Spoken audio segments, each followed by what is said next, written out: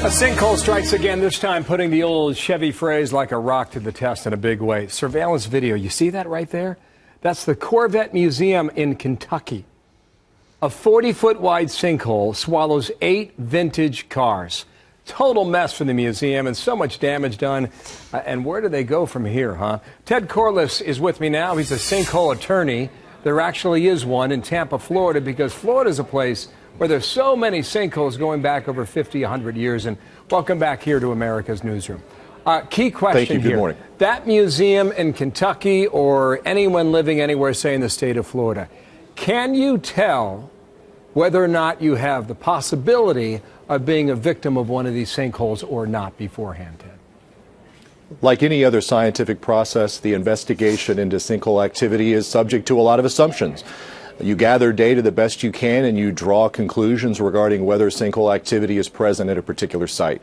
At the same time, false negatives are very common. In fact, that's one of the reasons there are sinkhole lawyers in Florida. False negative suggesting there might be one there and it's actually not?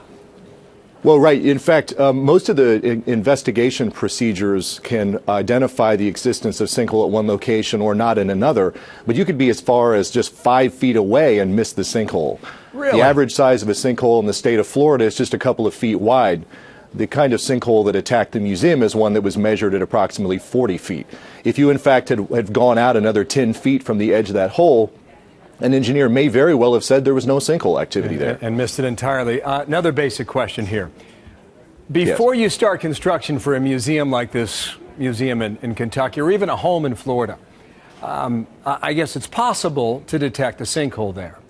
But then again, after the construction is finished, say you're 10, 15, 20 years down the line, could a sinkhole then develop and take you down like we see here in Kentucky without your knowledge? That's the game that a lot of insurance companies in Florida play, this idea that the sinkhole activity was present prior to them issuing insurance for a particular property. I'm actually one of the people that went through that process. My wife and I were building a home. We had them investigate the site prior to construction, and they found an 8-foot cavern under what was going to be our living room. Oh, my. Right. Get out of that thing quickly. Ted, thank you for your time. Right. I was looking at some of these Corvettes, 1962.